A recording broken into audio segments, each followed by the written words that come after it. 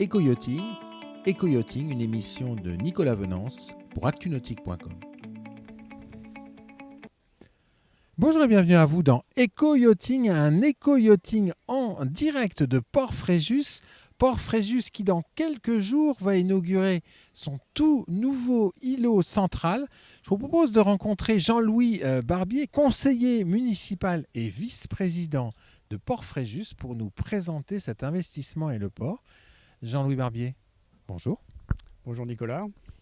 Alors Jean-Louis Barbier, vous êtes conseiller municipal de Fréjus, vous êtes vice-président de Port-Fréjus. Port-Fréjus, c'est un port très particulier sur la Côte d'Azur. Oui, c'est un port particulier qui est à échelle humaine, un beau port dont on a envie de faire son port d'attache. C'est ce qui m'est arrivé il y a 3 ans maintenant. Alors vous, la mer, vous connaissez bien, hein. Alors plutôt en dessous qu'au-dessus. Qui vous a dit ça? En effet, je parle au présent parce qu'en fait, oui, je suis amiral. J'étais amiral dans la marine et surtout j'étais sous-marinier. Donc j'ai fait plein de navigation sous-marine et je connais bien le milieu. Je l'ai parcouru, je l'ai entendu pendant des années et des années. Dois-je dire amiral ou Jean-Louis? Alors ce soir, Jean-Louis, s'il vous plaît. Alors on fera dans la simplicité. Ce sera à l'image de Port-Fréjus. Alors Port-Fréjus, quelques chiffres sur ce port de plaisance qui est un beau port. C'est un beau port attachant qui a maintenant 30 ans, voire plus. Et vous pouvez le constater, il est en très bon état de conservation. Il a été entretenu, il est attachant, il est à échelle humaine. Nous avons 900 anneaux avec un harmonieux équilibre entre quelques pêcheurs, des voiliers, des bateaux à moteur, des clubs nautiques et un chantier naval très performant. Ouais, c'est un chantier qui est très connu, CNPF, sur la Côte d'Azur. C'est un beau chantier qui finit des bateaux qui sont en fin de préparation et puis aussi et surtout qui est utilisé par les plaisanciers pour les entretiens annuels, les maintenances, etc. Oui. Oui, vous avez tout le matériel de levage et de sortie du bateau. Oui, il y a une machine à lever ou un boat lift, comme on dit, là, qui permet de lever tous les bateaux qui sont ici. Oui. Un beau chantier. Je m'en sers aussi tous les ans. Là, je viens d'en sortir pour caréner mon petit bateau. Vous avez quoi? Oh, un modeste 9,50 m. Ah non, moteur. Parce que bon, le voilier, ça ressemble trop encore à un sous-marin. Bon, même si ça plonge pas, parce que l'espace est un peu réduit. Et puis bon, là, j'étends ce qu'il est. Et puis pour y emmener mon épouse, le deal, c'était un bateau à moteur.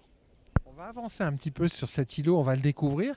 Auparavant, moi, je faisais montrer à nos auditeurs l'architecture des immeubles qui entourent le port, parce que Port-Fréjus, c'est un port très particulier. Est-ce qu'on peut dire que c'est un port dans la ville ou une ville autour de son port? C'est une partie de la ville autour de son port, puisque Fréjus est découpé en deux, finalement, la partie maritime, la façade maritime avec Port-Fréjus, Fréjus-Plage, et puis le Fréjus historique. Mais en effet, Port-Fréjus est vraiment dans la partie maritime de Fréjus. Alors, ce qui est très agréable ici, c'est l'architecture des immeubles.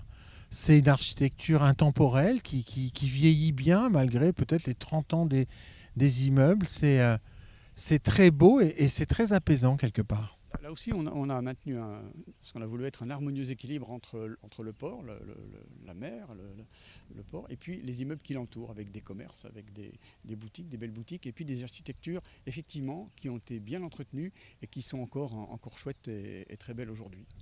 Oui, beaucoup de commerce au pied des immeubles. C'est très vivant en fait comme port. Alors c'est vivant. Alors le Covid était perturbant parce qu'il y avait personne. C'était un port qui était évidemment. Et là, depuis quelques jours, c'est splendide parce qu'on retrouve les touristes, les Fréjusiens qui reviennent ici aussi, qui passent sur les terrasses, qui passent dans les boutiques qui ouvrent. Non, c'est fantastique. Alors, cet îlot qui est en cours de finition pour son inauguration dans quelques jours, c'est un îlot qui est très pratique parce qu'on a une vue à 360 sur tout le port. Voilà, c'est l'idée d'avoir un îlot qui nous permet d'admirer, de se poser et de regarder le port, les bateaux qui rentrent, les bateaux qui sortent, d'entendre le bruit des étais là, qui claquent sur les mâts, de voir un petit peu la mer. Non, c'est magnifique, c'est reposant. Et puis, nous pouvons organiser le soir des spectacles sur un bateau flottant, un écran qui nous projette des bateaux et des bons films. Et on passe des belles soirées entre amis et entre Fréjusiens. Oui, parce qu'effectivement, vous aviez tous ces gradins face à l'eau pour regarder des films projetés depuis un bateau écran. Dans les travaux de cet îlot, il y a aussi ces canopées qui permettent de se protéger du soleil avec cette scène, j'imagine une scène peut-être musicale. Musical ou de spectacles vivants ou de cours de yoga ou de comme ça, c'est très vivant, c'est très ouvert à plein de festivités et d'activités sur cet îlot. On va avancer un petit peu. Vous avez également des nouveaux pontons tout autour. Oui, des nouveaux pontons sur lesquels vont accoster des petits pointus, des petits bateaux historiques, des petits voiliers, dont le Ville de Fréjus, qui seront accostés là le long, qui participeront effectivement à l'originalité de cet îlot.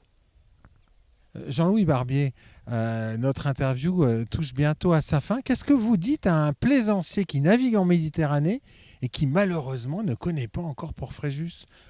Qu'ils viennent découvrir Port-Fréjus, le risque c'est il va venir, il va en faire son port d'attache, il va plus pouvoir en partir parce que nous sommes très accueillants et nous aimons beaucoup cette diversité et il fera bon pour lui de faire une escale mais prolongée, je dis d'en faire son port d'attache.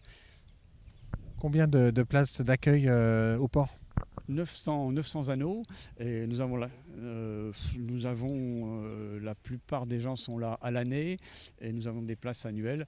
Tout est complet là, c'est extraordinaire. Tout est complet. Les gens se précipitent. Il y a presque maintenant une liste d'attente. Ah là là, vous nous donnez envie, vous nous donnez envie. Merci beaucoup de votre accueil.